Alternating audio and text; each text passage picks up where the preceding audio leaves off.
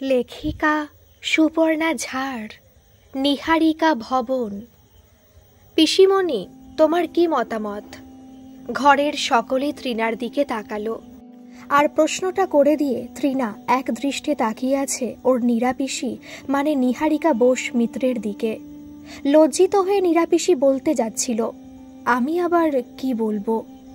তাকে থামিয়ে দিয়ে তৃণার বাবা বলে উঠলেন, ও আবার কি বলবে রে, এতে ওর বলারই বা কি আছে? আর তুইও বড়দের মধ্যে এত কথা বলতে এসেছিস কেন? তৃণা অবাক হয়ে বলল, বারে, পিসিমণির মায়ের ব্যাপারে আলোচনা হচ্ছে আর পিসিমণি কথা বলবে না? তাছাড়া বড়দের মধ্যে মানে কি বলতে চাইছো বাপি? আমি এখন স্বাবলম্বী, নিজের পায়ে দাঁড়িয়েছি। আমি মনে করি আমারও কথা বলার পূর্ণ অধিকার আছে। নীরা বলল, চুপ কর না তৃণা, চল আমরা ও ঘরে যাই। চল দেখি ঠাম্মা উঠল কি না। না পিসিমণি, তুমি এখানেই থাকো, তোমার এখানে থাকাটা ভীষণ প্রয়োজন। ঠাম্মার ব্যাপারে তুমি যা সিদ্ধান্ত নেবে সেটাই গ্রহণ করা হবে। তৃণার বাবা তৃণার ওপর রাগে ফেটে পড়লেন। ও সিদ্ধান্ত নেবে মানে কি?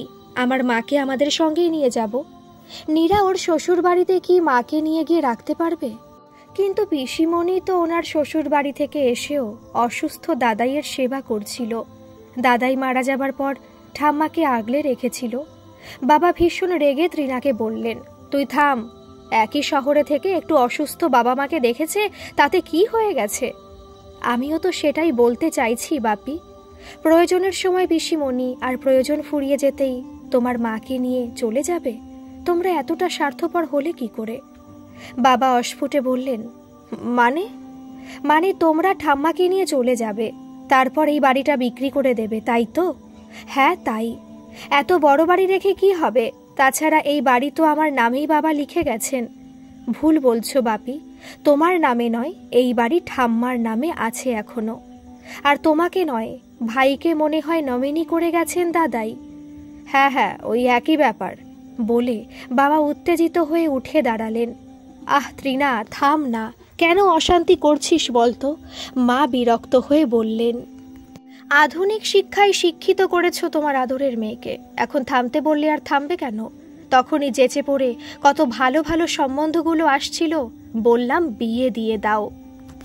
না, আমার মেয়ে চাকরি করবে, এখন সামলাও ঠেলা। ভীষণ উত্তেজিত হয়ে কথাগুলো এক নাগারে বলে গেলেন তৃণার বাবা। ভাই বলল, এই দিদি, তুই এত কথা বলছিস কেন রে?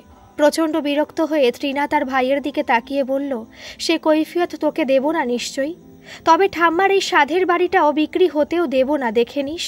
মানে তুই বিক্রি না হতে দেবার কে?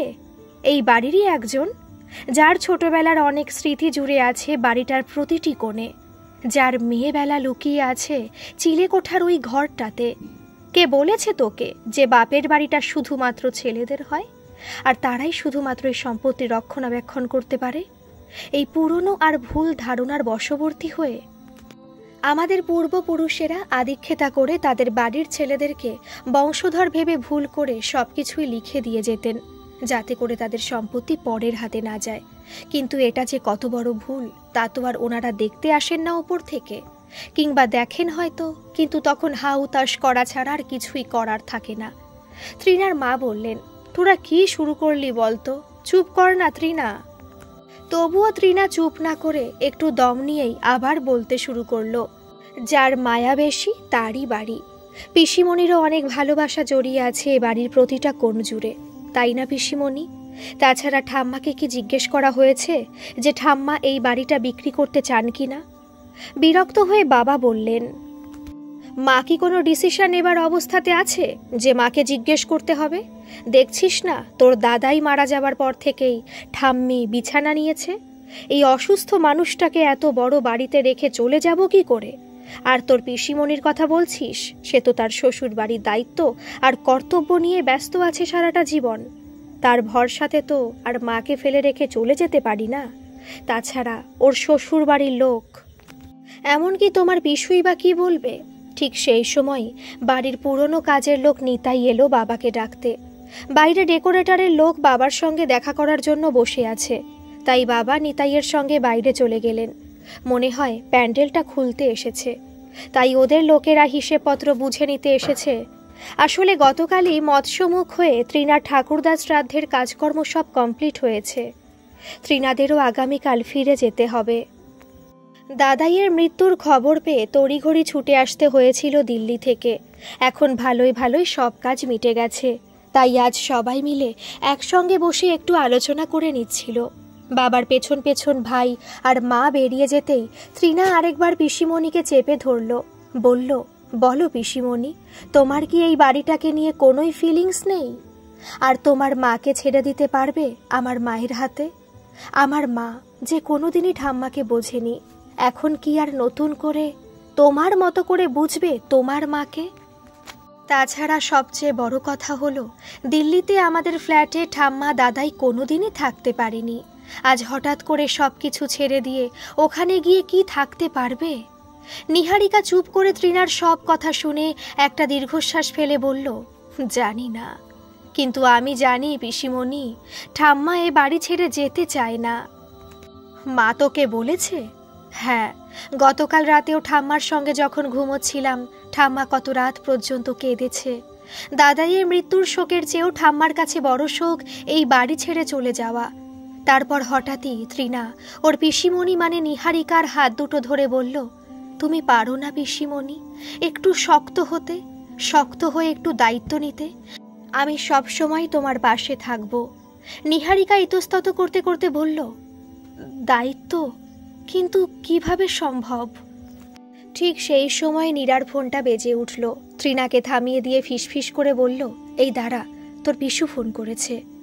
ওপাশ থেকে তৃণার পিসে মশাইয়ের বেশ জোর গলায় বলা কথাগুলো তৃণার কানেও এলো। কি হলো? বাপের শ্রাদ্ধ তো মিটে গেছে, কখন ফিরছো তুমি? এদিকেও তোমার একটা সংসার আছে, সে খেয়াল আছে? এ বাড়িতেও তো অসুবিধা হচ্ছে নাকি? কদিন পরে ননদটার বিয়ে, বাড়িতে কত কাজ, এতদিকে সামাল দিতে মায়ের কষ্ট হচ্ছে তো। দয়া করে এবারে এই সংসারটার হালটাও ধরো। ওদের ঝামেলা ওদেরকে বুঝে নিতে দাও। এবার তাড়াতাড়ি রেডি হয়ে নাও, 1 ঘন্টার মধ্যেই গাড়ি যাচ্ছে। বলে তৃণার পিসু ফোনটা কেটে দিলেন।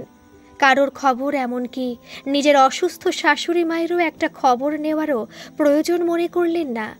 হাতে ফোনটা ধরে অসহায় দৃষ্টি নিয়ে তৃণার দিকে তাকিয়ে রইল নীরা। কিছুক্ষণ চুপ করে বসে রইল দুজনেই। তৃণার মুখেও আর কোনো কথা জোগালো না। কিছুক্ষণ পর আস্তে আস্তে উঠে নীরা তৈরি হতে গেল শ্বশুর বাড়ি যাবার জন্য। অলস হাতে নিজের টুকটাক ছড়ানো জিনিসপত্রগুলো গোছাতে গোছাতে মনটা হারিয়ে যাচ্ছে সেই ছেলেবেলায়। সত্যি তাই, এই বাড়িটা জুড়ে তার ভালো মন্দ কত স্মৃতি। নীরার জন্মের পর বাবা এই জায়গাটা কিনেছিলেন, তখন এই পাড়াটা কত ফাঁকা ছিল, আশেপাশে এত বাড়িঘর গজিয়ে ওঠেনি। তারপর আস্তে আস্তে এই নিহারিকা ভবন নীরার নামে ছোট অথচ বেশ খোলামেলা সুন্দর এই দোতলা বাড়িটা তৈরি করেন বাবা। নীরাকে দেখতে এসে ওর শ্বশুর মশাই বাইরের নেম প্লেট দেখে অবাক হয়ে জিজ্ঞেস করেছিলেন, নিহারিকা এই নাম কেন রাখা হয়েছে? বাবা সংস্কৃতের মাস্টার মশাই ছিলেন, তাই এই সংস্কৃত শব্দটি হয়তো ওনার মনে গেঁথেছিল। নিজের মেয়ে হওয়ার পর তাই এই নামটাই রেখেছিলেন। বাবা হেসে বলেছিলেন, নিহারিকার অর্থ শিশির বিন্দু। আমার নীরামা একটা শিশির বিন্দুর মতোই স্বচ্ছ আর পবিত্র। নীরার শ্বশুর মশাই সেদিন বাবাকে সমর্থন করে হেসে বলেছিলেন, আপনি ঠিকই বলেছেন বেয়াই মশাই। নীরার মনে হয় এই তো সবই যেন এই কিছুদিন আগেরই কথা, অথচ 27-28 বছর হয়ে গেল নীরার বিয়ে হওয়া। দাদার সঙ্গে ছোটবেলায় ঝগড়া হলে নীরা দাদাকে রাগানোর জন্য বলতো, এটা আমার বাড়ি, আমার নাম লেখা আছে না, তুই এখনই বেরিয়ে যা এই বাড়ি থেকে। নিজের মনেই হেসে উঠল নীরা। তারপর হঠাৎই তার মনটা ভীষণ খারাপ হয়ে গেল। চোখ তুলে তাকালো সিলিংটার দিকে। এই বাড়ি থেকে এটাই হয়তো নীরার শেষ যাওয়া। এই বাড়িটা বিক্রি করে দেবে দাদা। প্রমোটাররা ঘোরাঘুরি করছে কদিন ধরেই। নীরার কিছুই বলার নেই, কি বা বলবে ও? তাছাড়া নীরার বর অলোক এই সব ঝামেলার মধ্যে নীরাকে কখনোই জড়াতে দেবে না।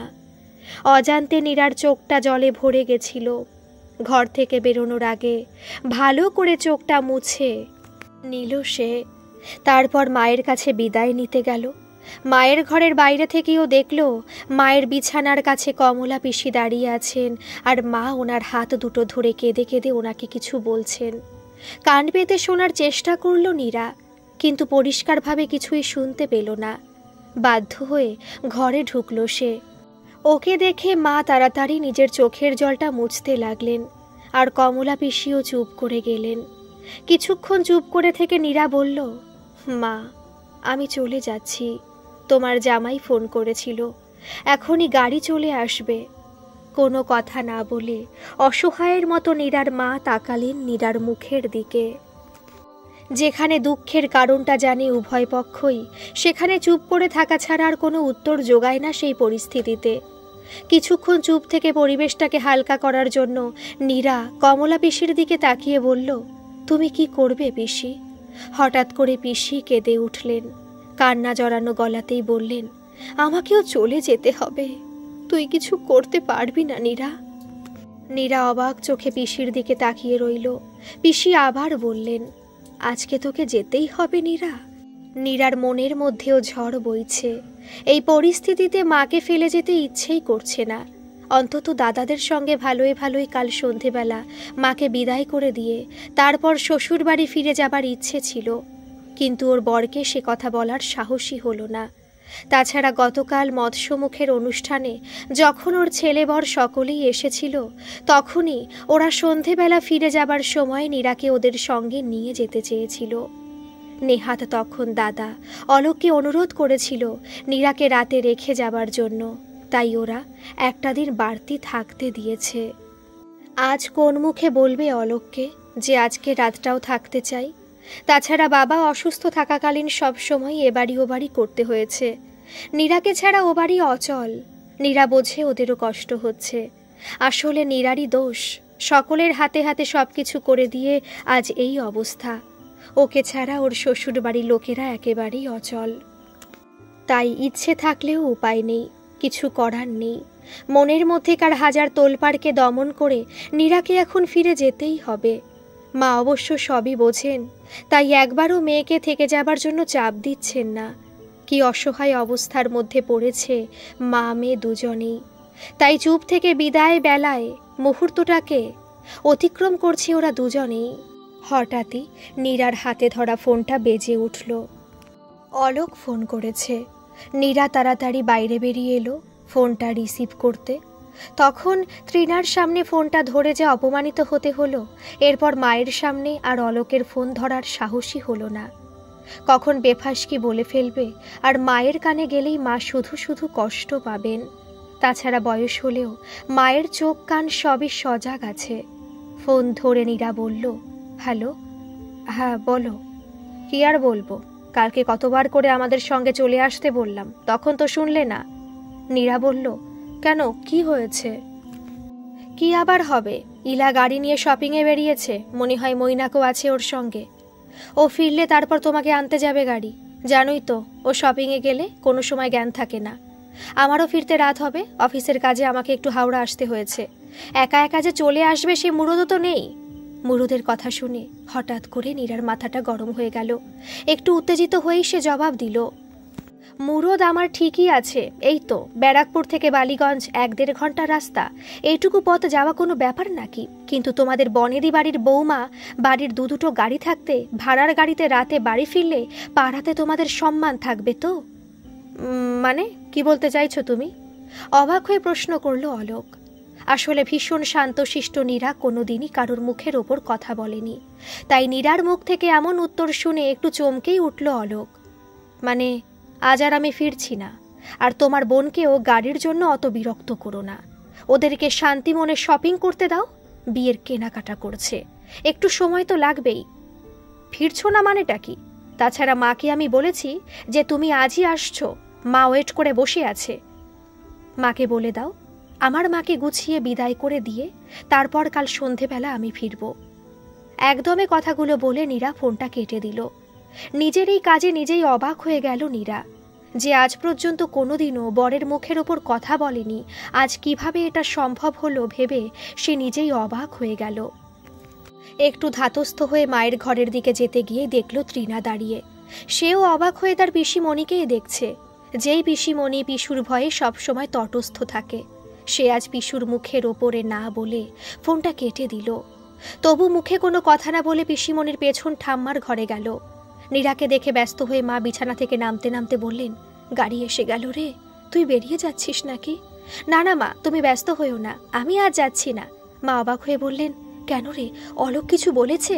না মা, ও আবার কি বলবে, আজ তোমার কাছে থাকতে ইচ্ছে করলো তাই থেকে গেলাম। বলে নীরা মাকে জড়িয়ে ধরল। মাও নীরাকে জড়িয়ে ধরে বলল, আয় মা, আমার কাছে আয়, জানি না আর কোনো দিন এভাবে তোকে পাবো কি না। তৃণা বলল, ঠাম্মা, আবার তুমি ওসব কথা বলছো?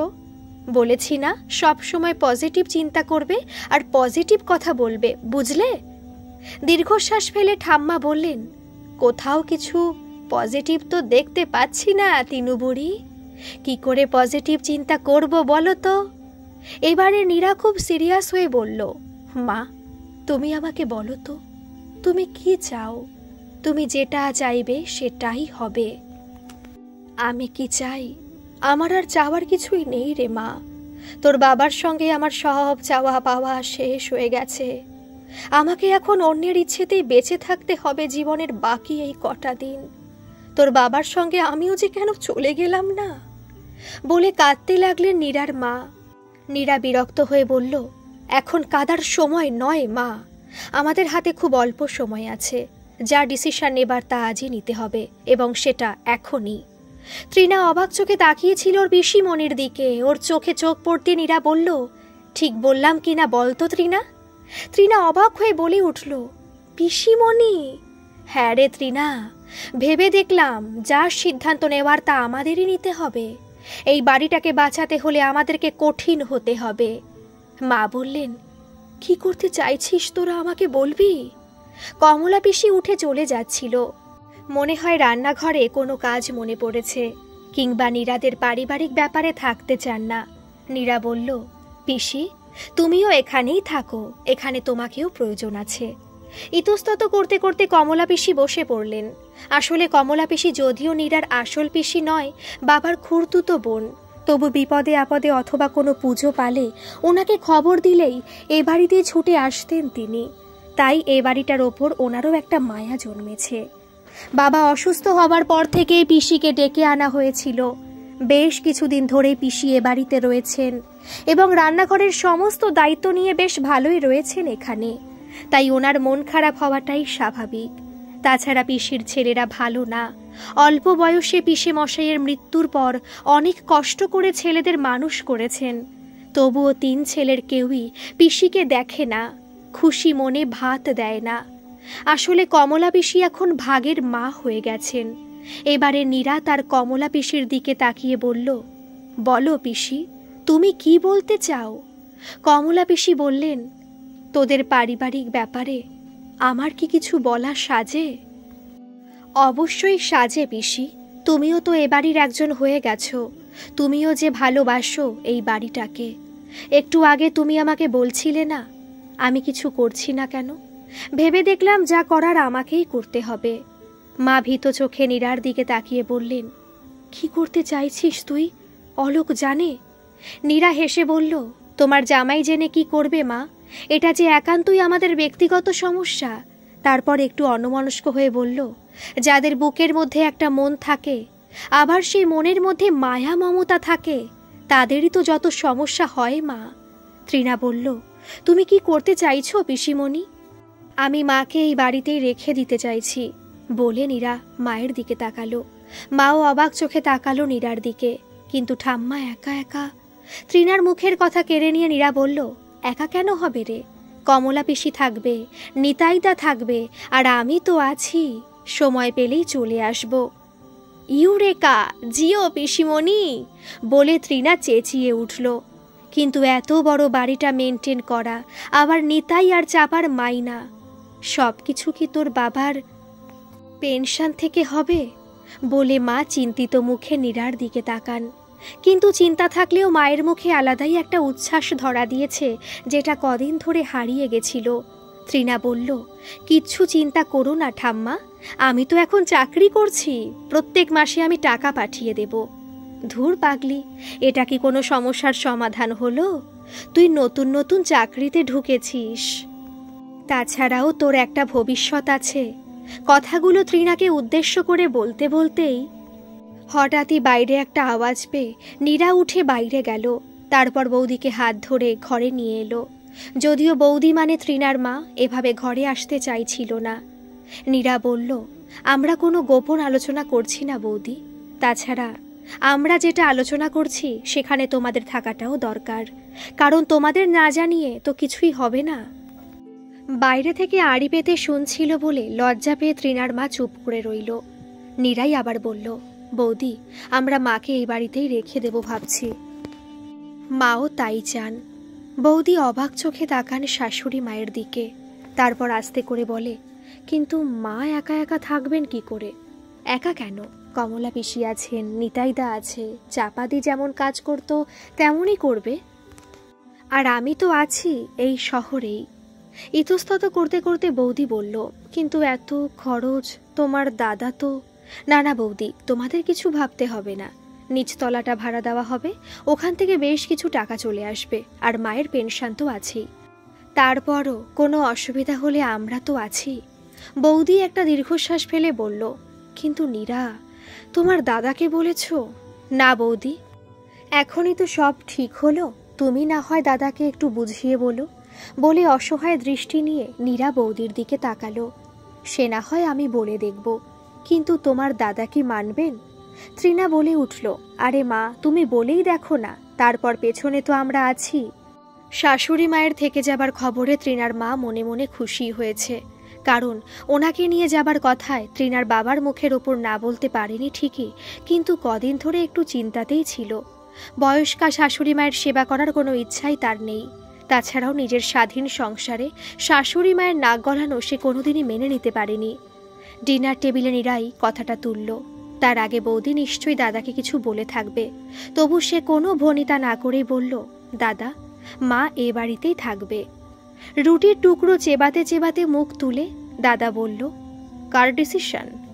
তৃণা আর নীরা দুজনেই প্রায় একসঙ্গেই বলে উঠল, আমাদের সবার। মুখের খাবারটা আধ চেবানো অবস্থায় মুখে রেখে দাদা গম্ভীর হয়ে ওদের দিকে তাকালো। প্রথমে তৃণাকে বলল, আমি তোমার সঙ্গে কথা বলছি না, পরে তোমার সঙ্গে বোঝাপড়া হবে। তারপর নীরার দিকে তাকিয়ে বলল, অলোক জানে যে তুই এখন নিজে নিজে ডিসিশন নিতে শিখে গেছিস? লজ্জায় নীরার কান দুটো লাল হয়ে গেল। কয়েক মুহূর্ত চুপ থেকে বলল, ওর জেনে কি হবে? আমার নিজের মায়ের ভালো থাকার ব্যাপারে সিদ্ধান্ত তো আমাকেই নিতে হবে। অদ্ভুত মানুষের মন। নীরার বলা আমার নিজের মা, এইটুকু কথাতে নীরার দাদার প্রেস্টিজে লেগে গেল। কঠিন গলায় বলল, তোর নিজের মা বলতে তুই ঠিক কি বোঝাতে চাইছিস? যত দরদ আর যত দায়িত্ব সব বুঝি তোর, আর আমার বুঝি সৎ মা? আমি মায়ের জন্য ভালো কিছু ভাবি না, তাই না? না না দাদা, সে কথা নয়। তুইও ভেবেছিস, তবে সেটা তোর মতো করে। কিন্তু তোর ডিসিশনে মা তো খুশি ছিল না। এই বাড়ি ছেড়ে বাবার এত স্মৃতি ফেলে মা তো অন্য কোথাও গিয়ে ভালো থাকবে না রে দাদা। তুই আমাদের মতো করে একটু বোঝার চেষ্টা কর। তাছাড়া বাবার অনেক শখের নিজের হাতের তৈরি এই বাড়িটা হাতছাড়া হয়ে যাবে বলেও মা কষ্ট পাচ্ছে। একটু উত্তেজিত হয়ে এই দাদা বললেন, তো 70 বছরের বৃদ্ধ মাকে এই বাড়িতে একলা ফেলে রেখে চলে যাব? কাদের ভরসাতে? তোর নাকি পাড়ার লোকেদের? তারপর কিছু একটা হয়ে গেলে তো সব দোষ আমার ওপরেই বর্তাবে। তোরাই আঙুল তুলে বলবি, দেখো কি ছেলে, বুড়ি মাটাকে একলা ফেলে রেখে কেমন চলে গেল। দাদা মানছি, তোর কথাটাতেও যুক্তি আছে, তবে মায়ের বয়স হয়েছে ঠিকই, কিন্তু এখনো বুড়ি বলা যাবে না মাকে, কারণ মা এখনো যথেষ্ট শক্ত সমর্থ। মা নিজের সব কাজ নিজেই করতে পারে, তাই জন্য একা একা থাকতে হবে? আমি তো নিজের কাজ ফেলে ওখান থেকে কথায় কথায় ছুটে আসতে পারবো না। তাছাড়া ওখানেও আমাকে একটা ভালো ব্যবস্থা করতে হবে। ছোট একটা ফ্ল্যাটে থাকি, এখানকার এত বড় বাড়ি আমার কোন কাজে লাগবে? বেশ উত্তেজিত হয়ে কথাগুলো বলল দাদা। নীরা আস্তে করে বলল, সেটাই হলো আসল কথা। কোনটা? তুই কি বলতে চাস? আবার উত্তেজিত হয়ে উঠল দাদা। খুব শান্ত গলায় নীরা বলল, মাকে বাড়ি থেকে সরিয়ে এই বাড়িটার হিললে, সেটাই তো তোর আসল উদ্দেশ্য, তাই না দাদা? কিন্তু এই বাড়িটার ওপর তোর মায়া নাই বা থাকতে পারে, কিন্তু মায়ের তো সব কিছুই এই বাড়িটাকে ঘিরে।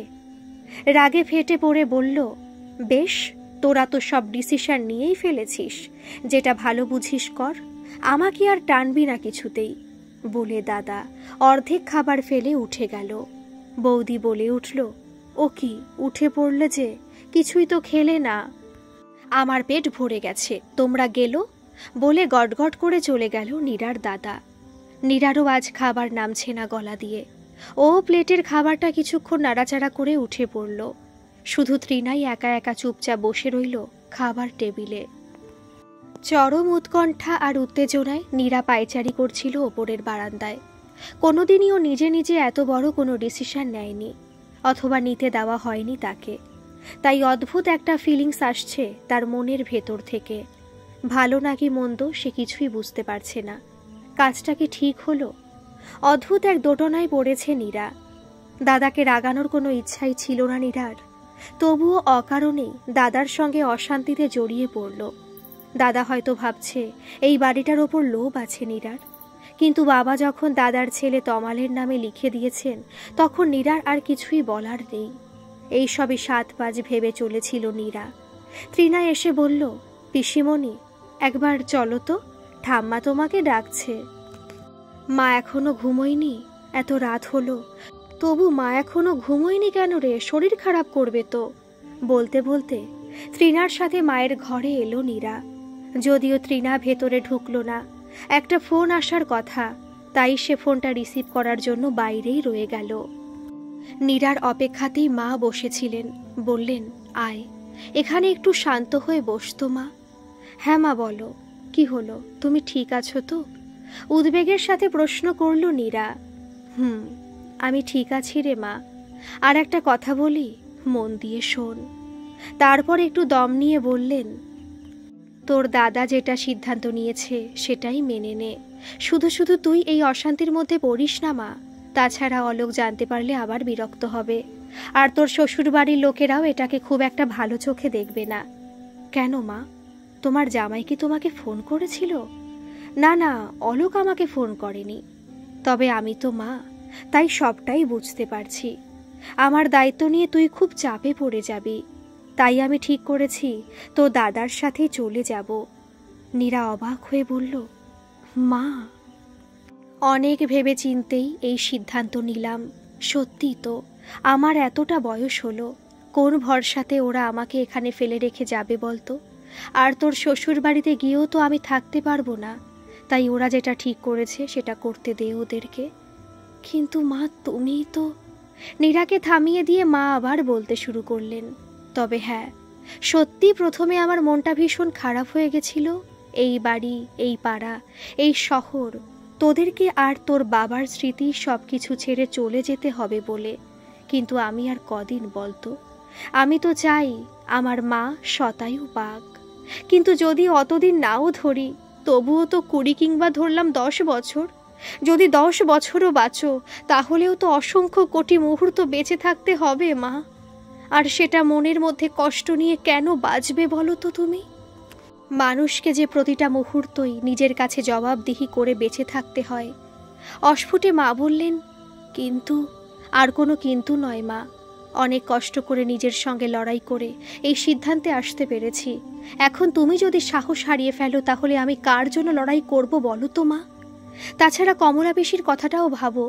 দেখলে না এখানে থেকে যাওয়ার কথা শুনে কতটা খুশি হয়েছে। তাছাড়া কমলা পিসি এখনো বেশ শক্ত সমর্থ, ওনার রোগা পাতলা শরীরে কত ফুর্তি। দেখো, পিসি তোমাকে ঠিক সামলে রাখবে। সবই তো বুঝি রে মা, কিন্তু আমার জন্য তোর সংসারে অশান্তি হোক, মা হয়ে, তা তো আমি আর চাইতে পারি না। অত চিন্তা করো না তো মা। তাছাড়া কারোর জন্য কোনো অশান্তি হয় না, অশান্তি হওয়ার থাকলে অকারণেই হয়। অনেক রাত হলো, এসব চিন্তা ছাড়ো, শান্তি মনে ঘুমিয়ে পড়ো। আমি তৃণাকে পাঠিয়ে দিচ্ছি। বলে নীরা বাইরে বেরিয়ে এলো। মোবাইলটা অন করে সময় দেখে নিল নীরা। 12:10। রাহুলকে একটা ফোন দরকার। সারাদিন ছেলেদের সঙ্গে কথা হয়নি।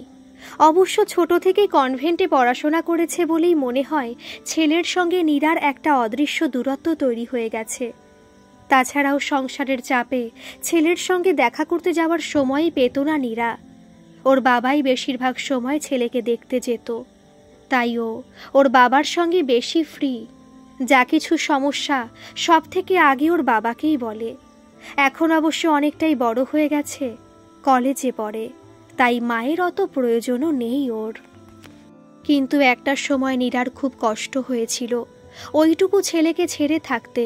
কিন্তু অলোকের আর ওর শ্বশুরবাড়ির লোকের সিদ্ধান্তের ওপর কোনো কথা বলতে পারেনি নীরা। তবু মায়ের মন ছেলেটার গলা শোনার জন্য ছটফট করে উঠল। এতক্ষণে মনে হয় রাহুল নিজের ঘরে চলে এসেছে। যাক, শান্তিতে একটু কথা বলা যাবে। তাছাড়া ওর বাবার আর ও বাড়ির খবর নেওয়াটাও দরকার। তখন বরের ফোনটা কেটে দিয়েছিল নীরা। এখন ওর নিজেরই খারাপ লাগছে, মনে হয় খুব রেগে আছে অলোক। এই সব ভাবতে ভাবতে ছেলেকে ফোনটা লাগালো নীরা। ফোনটা ধরেই ছেলে বিরক্তির সঙ্গে বলল, আজকে এলে না কেন মা? আহত হয়ে নীরা বলল, মানুষ ফোনটা ধরে আগে জিজ্ঞেস করে, মা ওদিকের সব কিছু ঠিকঠাক আছে কিনা, দিদুনের শরীর ঠিক আছে কিনা, তারপর না আসার কারণটা জিজ্ঞেস করতে হয় রে বাবু।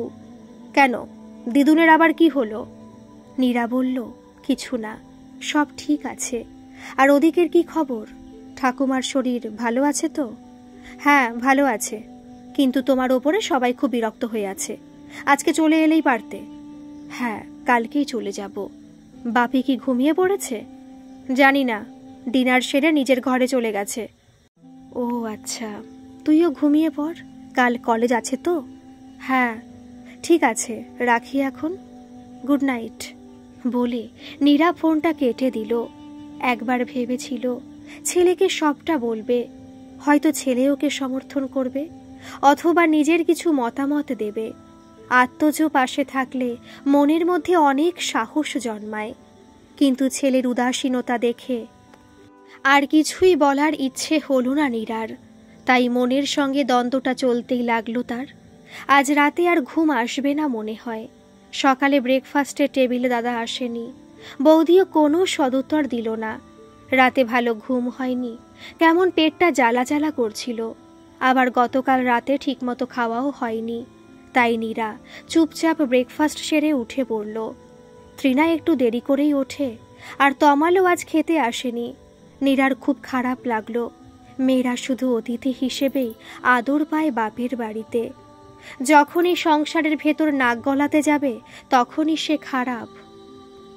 অথচ এই দাদা নীরাকে ছাড়া কখনোই খেতে বসতো না। আর আজ নিজের ঘরে চুপচাপ ব্রেকফাস্ট সেরে নিল।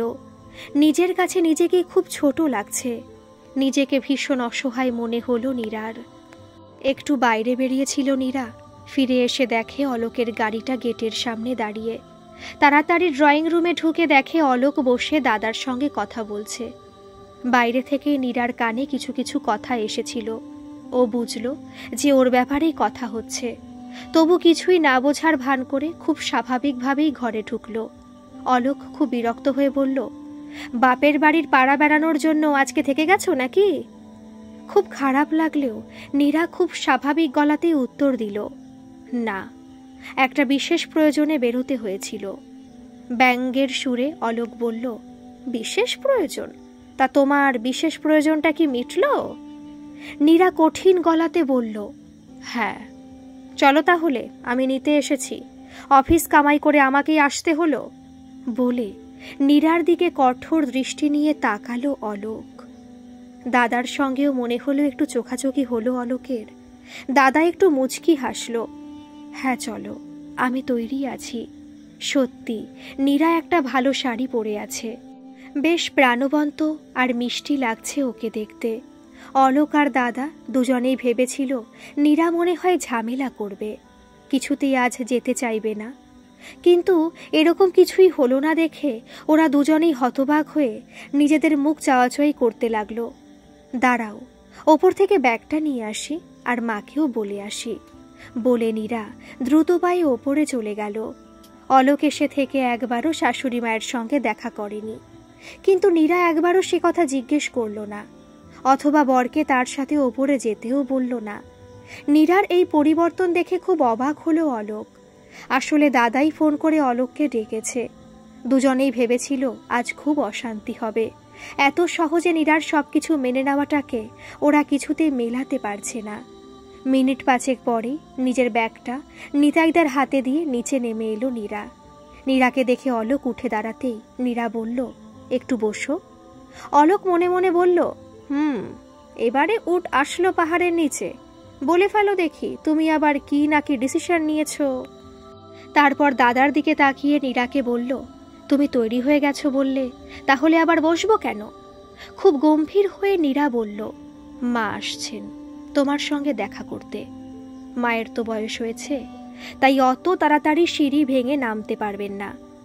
তারপর নিতাইয়ের দিকে ফিরে বলল, হ্যাঁ হ্যাঁ, ব্যাগটা ওখানে রেখে দাও, আর একটু ওপরে যাও তো নিতাইদা, মাকে ধরে নিয়ে এসো। ভীষণ লজ্জিত হয়ে অলোক বলল, আমি যাচ্ছি, মায়ের সঙ্গে দেখা করে আসছি, মাকে আর নামতে হবে না। না, এতক্ষণ যখন যাওনি, তোমাদের গুরুত্বপূর্ণ আলোচনা ছেড়ে তখন আর তোমাকে কষ্ট করে যেতে হবে না। মাই আসছেন তোমার সঙ্গে দেখা করতে। কথা বলতে বলতেই মা তৃণার হাত ধরে সিঁড়ির শেষ ধাপটিতে এসে হাজির হলেন। পেছন পেছন কমলা পিসিও এলেন। অলোক তাড়াতাড়ি উঠে গিয়ে শাশুড়ি মায়ের পায়ে হাত দিয়ে প্রণাম করল। তারপর বলল, আপনি আবার কষ্ট করে নেমে এলেন কেন মা? আমি তো যেতাম আপনার সঙ্গে দেখা করতে।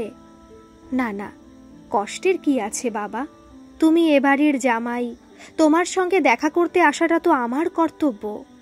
তারপর ব্যস্ত হয়ে বললেন, কিছু খেয়েছো বাবা, নাকি শুধু মুখেই চলে যাচ্ছ শ্বশুর বাড়ি থেকে? না না মা, ব্যস্ত হবেন না, আমি ব্রেকফাস্ট করেই বাড়ি থেকে বেরিয়েছি, এখন চা খেলাম, বৌদি দিলেন। ও আচ্ছা বলে মা একটা ম্লান হাসি হাসলেন। ঠিক আছে, আমরা তাহলে আসি মা। তাড়াতাড়ি নীরাকে বাড়ি পৌঁছে দিয়ে আমাকে একটু অফিসে যেতে হবে, একটা দরকারি কাজ আছে। ব্যস্ততার অপর নাম অবহেলা, তাই ব্যস্ততার দোহাই দিয়ে এই গভীর সমস্যার সময় নীরাকে নিয়ে তাড়াতাড়ি পালাতে চাইছে জামাই। মা সবই বুঝতে পারলেন, কিন্তু মুখে কিছুই বললেন না। শুধু প্রথমে একটু হাসলেন, তারপর বললেন, ঠিক আছে, সাবধানে এসো বাবা। যাক বাবা, ভালোই ভালোই বিপদ কেটেছে। নীরার দাদা যেন হাঁপ ছেড়ে বাঁচল। এত সহজে নীরা ওর বরের সঙ্গে চলে যেতে রাজি হয়ে যাবে সেটা ও ভাবতেই পারেনি। স্বস্তির একটা নিঃশ্বাস ফেলে ভাবল, এখনই মিস্টার মালহোত্রাকে একটা ফোন করতে হবে। বাড়িটার যা বন্দোবস্ত করার খুব তাড়াতাড়ি করতে পারলে আজকে রাতের ফ্লাইটটা আর ক্যান্সেল করতে হবে না। ফোনের কল লিস্টটা খুলে মালহোত্রার নাম্বারটা বের করতে গিয়ে দেখল নীরা গাড়ির কাছে গিয়েও আবার ফিরে আসছে। মনে হয় কিছু ভুলে গেছে, এমন করেই ছুটে আসছে সে। ওদিকে অলোক গাড়িটা ঘোরাচ্ছে। নীরা ছুটে এসে বেশ উচ্চস্বরে দাদাকে শোনাবার জন্য মাকে বলল, ও মা, ভালো কথা, একটু পরেই চ্যাটার্জি কাকু ভাড়ার জন্য লোক নিয়ে আসবেন, ওনাকেই সব দায়িত্ব দিয়ে দিয়েছি, উনি ভালো পরিবার দেখে একটা ভাড়াটে খুঁজে দেবেন। কাকু খুশি মনে সব দায়িত্ব নিয়েছেন, তুমি কিচ্ছুটি চিন্তা করো না, বুঝলে? আমি কাকুর সঙ্গে ফোনে যোগাযোগ করে নেব। তারপর নিতাইয়ের দিকে তাকিয়ে বলল, শোনো নিতাইদা, একটু পরেই দুজন লোক আসবে, ওদের সঙ্গে হাত লাগিয়ে নিচের সব ফার্নিচারগুলো ওপরের ঘরে সেট করে নেবে, কেমন? আর কোনো অসুবিধা হলেই আমাকে ফোন করবে।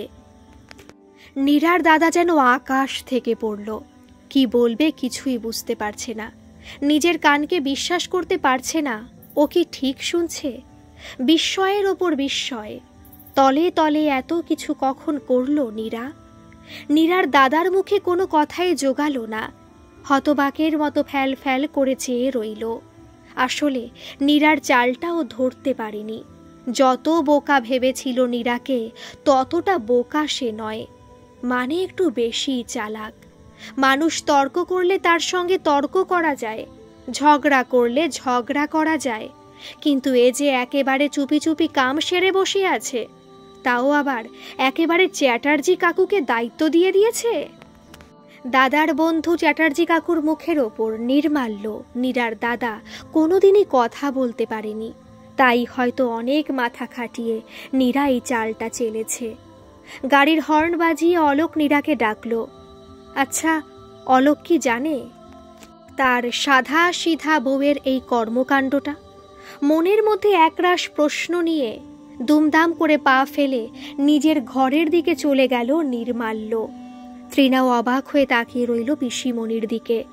এত অল্প সময় পিসিমণি যে এত কিছু ব্যবস্থা করে ফেলবে সেটা তৃণাও ভাবতে পারেনি। সবাইকে বিদায় জানিয়ে নীরা তার বরের গাড়িতে গিয়ে বসল। ঘরে গিয়ে কিছুক্ষণ খুব হম্বিতম্বি করল নীরার দাদা, কিন্তু কাউকেই পাশে না পেয়ে একটু পরে চুপ করে যেতে বাধ্য হলো। শাশুড়ি মার সঙ্গে যাবেন না এই ভেবেই তৃণার মা মনে মনে খুব খুশি, যদিও ভয়ে বরকে কিছু বলতে পারছিল না। তাই বরকে সাপোর্টও করল না। আর ঠাকুমা গেল নাকি থাকলো তাতে তমালের কিচ্ছু যায় আসে না। তাছাড়া আজ রাতের ফ্লাইটটা ধরতে পারবে কিনা এই নিয়ে সংশয়ে ছিল ও। কিন্তু সবার ওপর রাগ দেখিয়ে ওর বাবাকে নিজের ব্যাগ গোছাতে দেখে ও যাওয়ার ব্যাপারে নিশ্চিত হলো। বেশ অনেক দিন ধরে ওর গার্লফ্রেন্ডের সঙ্গে দেখা হয়নি, কাল দেখা হবে এই আনন্দেই আছে তমাল। তাই কার্যত নীরার দাদা একলা পড়ে গিয়ে মনে মনে ফোঁস ফোঁস করতে লাগলো। একটা চাপা অশান্তির পরিবেশে মান অভিমানের মাঝেই ওদের বেরোনোর সময় হয়ে এলো। তৃণা চোখের জলে ভেসে ঠাম্মার কাছ থেকে বিদায় নিল আর বলে গেল আবার ছুটি নিয়ে খুব তাড়াতাড়ি চলে আসবে। কিছুদিন থেকে যাবে ঠাম্মার কাছে। আর ওর বাবা একরাশ অভিমান নিয়ে সবার ওপর রাগ দেখিয়ে গাড়িতে গিয়ে বসল। শাশুড়ি মায়ের কাছে বিদায় নিতে গেলে বৌমার হাত দুটো ধরে তিনি বললেন, নীরার জন্য মনের মধ্যে অভিমান পুষে রেখো না বৌমা। আসলে ও খুব ভালো মেয়ে, তো সবার জন্যই ও ভাবে। তাছাড়া মায়ের জন্য ভাবাটা কি দোষের বলো তো বৌমা? তুমি বাবুকে একটু বুঝিও। তোমরা অভিমান করে থাকলে আমি কি এখানে ভালো থাকব? আপনি কিছু চিন্তা করবেন না মা, আমি ওকে বোঝাবো, আপনি সাবধানে থাকবেন। এখন আসি। বলে শাশুড়ি মায়ের পায়ে হাত দিয়ে প্রণাম করে ওরা বিদায় নিল। কয়েক মাস পরে নীরার মা খুব ভালো আছে। কমলা পিসি, নিতাইদা, চাপা সবাই আনন্দের সব দায়িত্ব পালন করছে। তৃণা আর আসতে না পারলেও নিয়মিত যোগাযোগ রেখে চলেছে ঠাম্মা পিসিমণি সবার সঙ্গেই। মাঝে কিছুদিন নীরার ছোট মাসি মেশো এসে থেকে গেলেন, আবারও আসবেন বলেছেন। ওনাদের একমাত্র ছেলে বিদেশে থাকে, তাই একা একা ওদের ও বাড়িতে থাকতে মন বসে না। এখানে সবার মধ্যে খুব সুন্দরভাবে সময় কেটে যায়, তাই আবার আসতে চেয়েছেন। নীরা এখন শ্বশুর বাড়ির গাড়ির ভরসায় থাকে না, প্রয়োজন পড়লে নিজেই ক্যাব বুক করে ছুটে আসে মায়ের কাছে। শ্বশুর বাড়ির দায়িত্বগুলো সব সামলে দিয়ে আসে বলে অলোক বা ওর শাশুড়ি মা আর কিছুই বলতে পারে না। তাছাড়া ওর ননদের বিয়ে হয়ে যাবার পর ওর শাশুড়ি মা একলা পড়ে গেছে, তাই নীরাকে নিয়ে সমালোচনার লোক পান না তিনি। এখন হয়তো অলোক মনে মনে খুশি হয়, কারণ এ বাড়ি থেকে নীরার ফেরার পর নীরার কাছে ও নিজেই যেচে এ বাড়ির খবরাখবর নেয়। এতদিন নিজের বউকে পাতি গৃহবধূ ভেবে এসেছিল অলোক, যার গণ্ডি ছিল শুধুমাত্র রান্নাঘর আর শোবার ঘর পর্যন্ত। সেই গণ্ডি ছাড়িয়ে নীরা আজ নিজের দায়িত্বে দুটো বাড়ির কর্তব্য বহন করে চলেছে, তাও সুনিপুণভাবে। মেয়েরা দায়িত্ব নিলে নিজের জীবন দিয়েও তা পালন করে। নীরা প্রমাণ করে দিয়েছে মেয়েরা সব পারে। আর এখানে তো জেদের সাথে জড়িয়ে আছে একটা চ্যালেঞ্জ, আর সেটা হচ্ছে তার নিজের মাকে ভালো রাখার নিরন্তর প্রয়াস। আর এই প্রয়াসের মধ্যেই এখন নীরা নিজেকে নতুন করে খুঁজে পেয়েছে বেঁচে থাকার নতুন একটা অনুপ্রেরণা। এই গল্পটি আপনাদের কেমন লাগলো অবশ্যই কমেন্ট করে জানাবেন, আর ভালো লাগলে একটা সাবস্ক্রাইব করে আমার পাশে থাকবেন। ধন্যবাদ।